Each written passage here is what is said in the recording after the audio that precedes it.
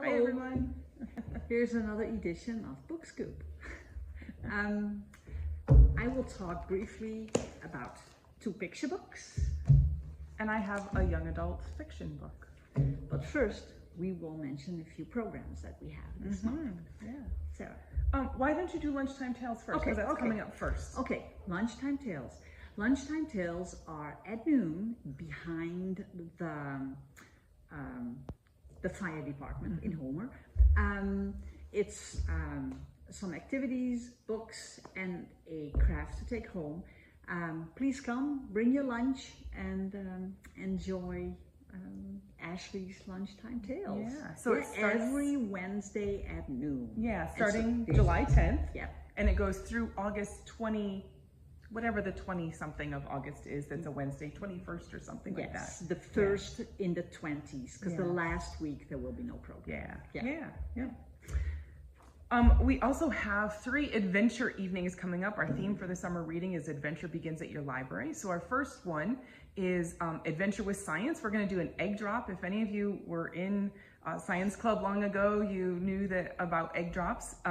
So that's going to be Tuesday, July 16th at 6 p.m. It's open to anyone. It's not just for kids. It's for adults. It's for senior citizens. It's for kids with families with small children. It's for single people. We just want everyone to come and have fun, have an adventure with us. Yes. We'll provide all the materials that you might need. So just come. We would like to know that you're coming though. So get a hold of us at the library. Because we want to make sure we have enough eggs. Yeah, for sure. Yeah. And then we're going to do another one 2 weeks later on Tuesday, July 30th at 6 p.m. We're going to have an adventure with Legos. And I'm not going to tell you what the challenge is. You'll have to figure out what it is when you get here. But same idea. It's open to absolutely everyone. Come and have fun together. And then we have one last one in August, on the 13th of August. They're all Tuesdays at 6 p.m. It's going to be an adventure with paint. And this one is going to be pendulum painting and spin art, and we'll come up with a couple other activities related to paint. So let us know. You can either call the library at 607-749-4616, or you can email me at office@phillipsfreelibrary.org. And then on Friday, July 19th at 2 p.m., Hospicare comes to the library with a program called Hospicare 101 to talk about what people whom you love need to do when you pass away. And it will give an overview of what it entails to take care of, services, etc. And what you can do while you're still here to help the people you love, not going on a wild goose chase. Yes. It's informative, and I think it's something that any adult could use. Yeah.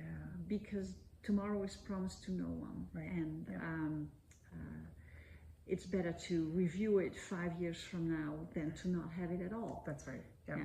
So 2 p.m. July 19th. Mm-hmm. And you don't have to register. You can just show up for that. We'll have some refreshments too. Yeah. Okay, then I read 2 picture books because I didn't have time to read a whole book, but I read 2 very nice ones. Mm-hmm. The first one is Leo and His Pink Marker by Marika Foster.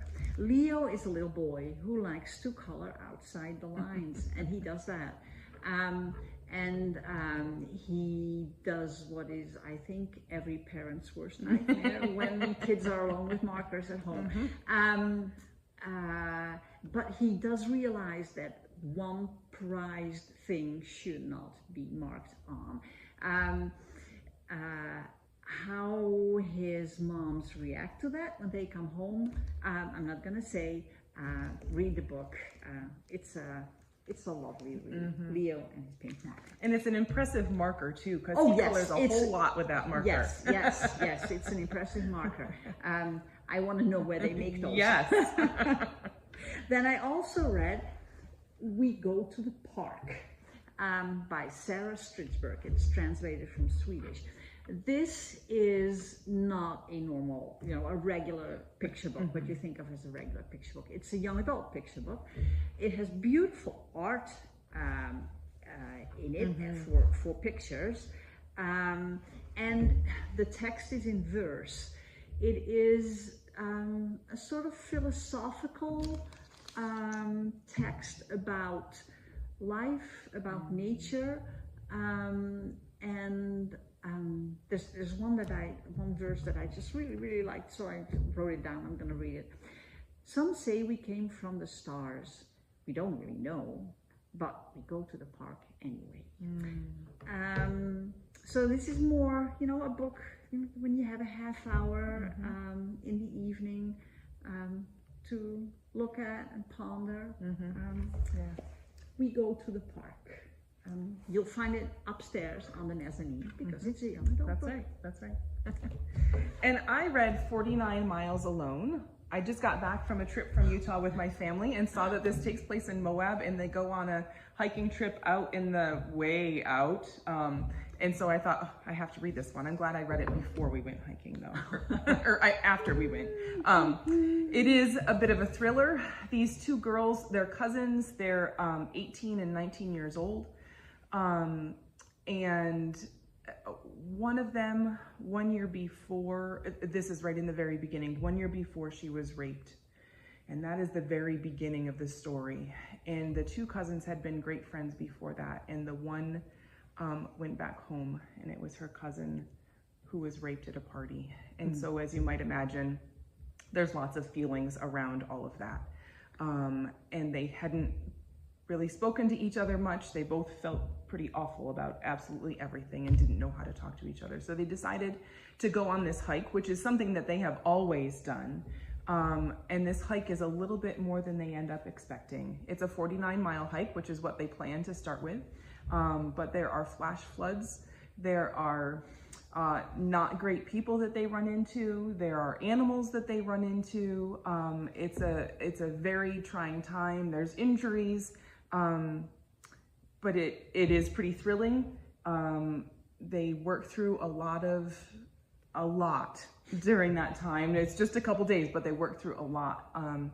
They come together and they are family again by the end of the book. It's good. Check it out, 49 Miles Alone. You don't have to be a young adult to read this. It's very good. Yeah. You said a few days? Yeah, 4 days. 4 days. Wow. That is over 10 miles a day. Yes. Yeah. Do they talk about that, about blisters? They absolutely do. Yes. The things that you might imagine that you would hear about on an outback hike, they talk about those things. Lack of food, lack of water. Brings you back to what's really important. Right? They talked about the width of the trails, and there was a couple trails that we walked that were pretty narrow. Oh, wow. And so I thought, no, I wouldn't want to be doing that. Not in the almost dark and wild animals following you. And check it out. Okay. Bye.